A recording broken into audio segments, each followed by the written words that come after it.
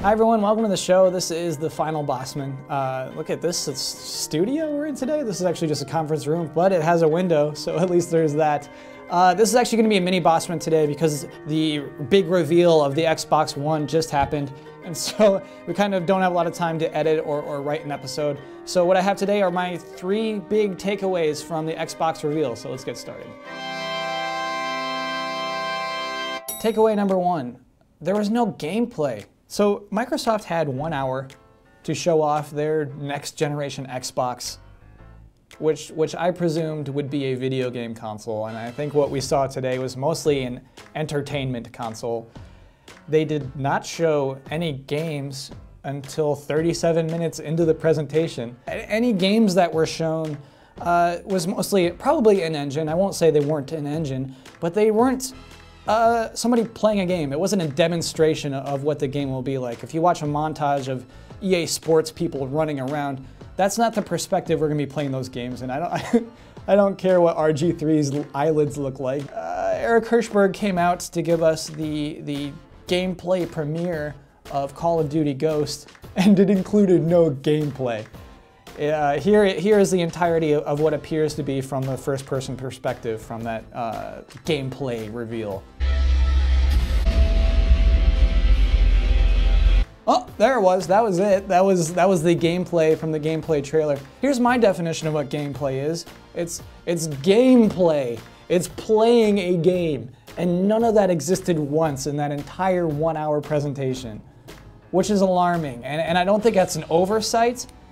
I think that it's a sign of what Microsoft cares about in terms of this Xbox One. Takeaway number 2, the applause was weird. Let me just preface this by saying that I think that all applause is inherently weird. It's a strange thing that human beings clap hands when we like something.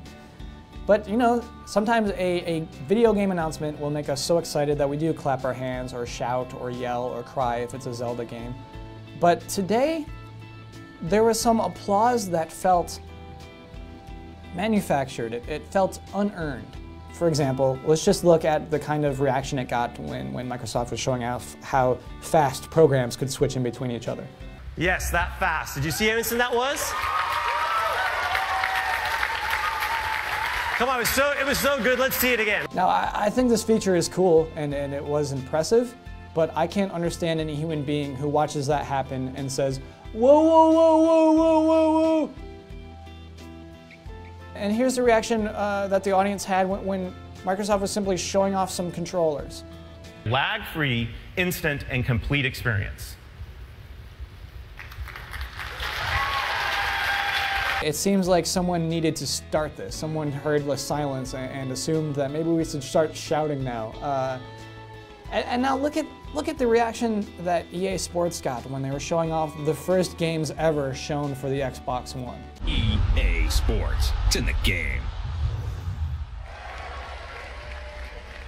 Ladies and gentlemen. It's sort of tepid, right? There's sort of no reaction to actual games being shown as opposed to windows moving between each other quickly. I'm not going to accuse Microsoft of hiring shouters and screamers, but it does kind of seem like in the audience there were some Microsoft employees who were maybe a little over-enthusiastic about their product, or maybe Microsoft is just a little out of touch with what the people who are watching this event are actually excited about. Maybe they don't know the types of announcements and moments that actually do get us to naturally applause and shout and cry. And finally, takeaway number 3, well, they showed the console. So this is my one point of positivity. Let me explain why that exists. Is I learned a lesson when I did the PlayStation takeaways from their console reveal, is that you can't walk away from one of these things and be completely negative about it, because I mean that was a pretty cool thing that happened today.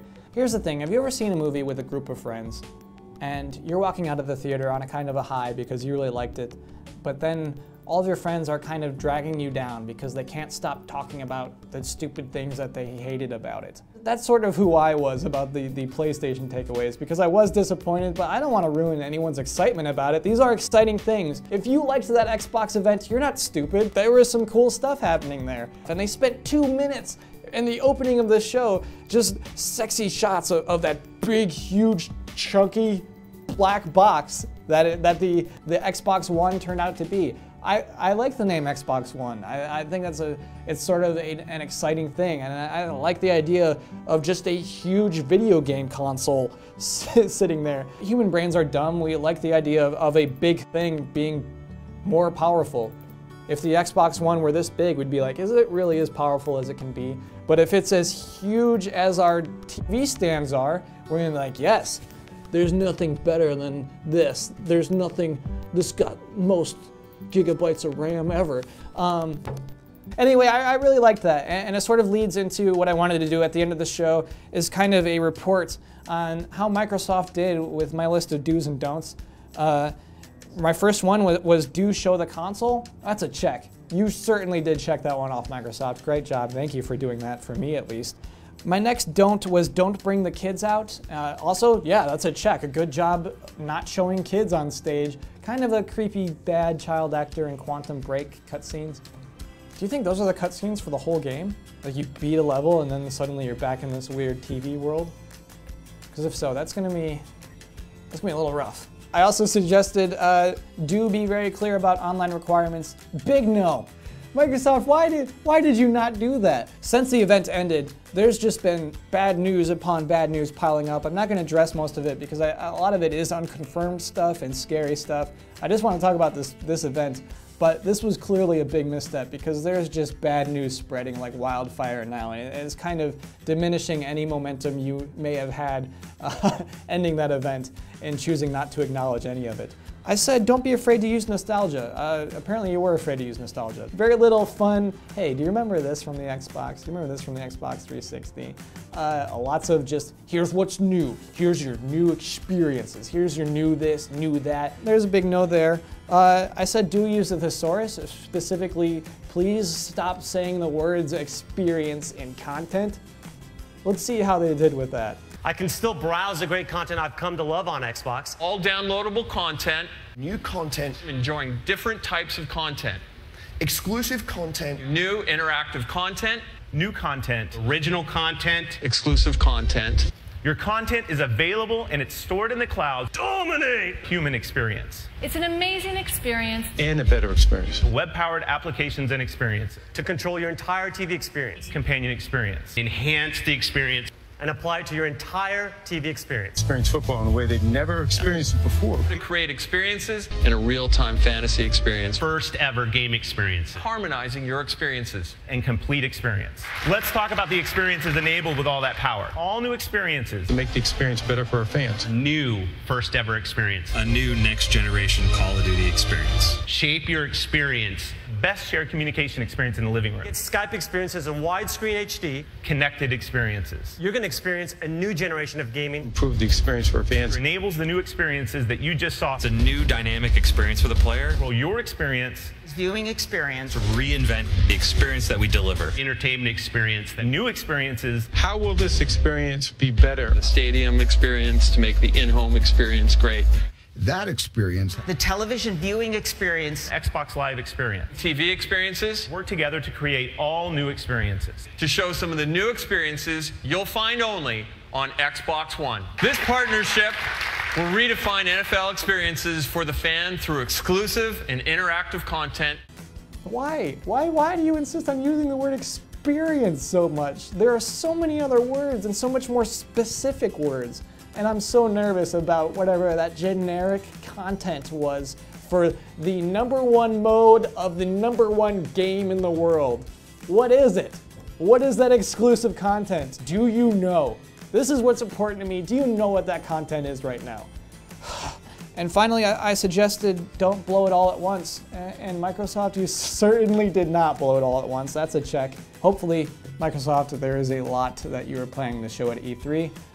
including some of these mysterious 8 new IPs of 15 games that you've promised within the next year of the Xbox launching.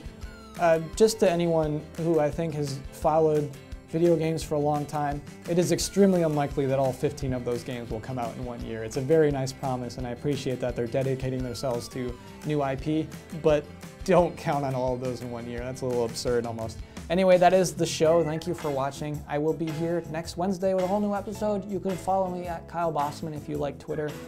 That was it. That was quite the day. That was quite the console reveal. The Xbox One is a thing. And I guess for the next few days, all we can do is heed the wise words of Shinji Hashimoto, who once said, "Please be excited for E3."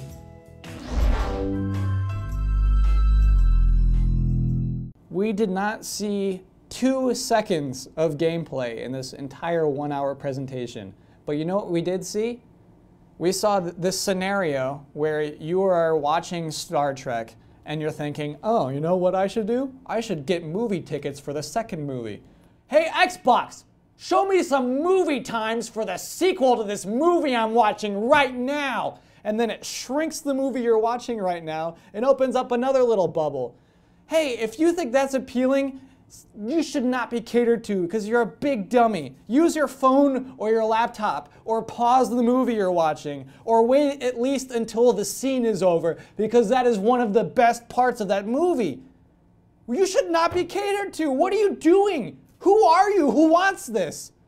Press pause for 1 second and then order movie tickets if you have to. If you cannot finish the movie you're watching right now before you get tickets to the sequel of that movie.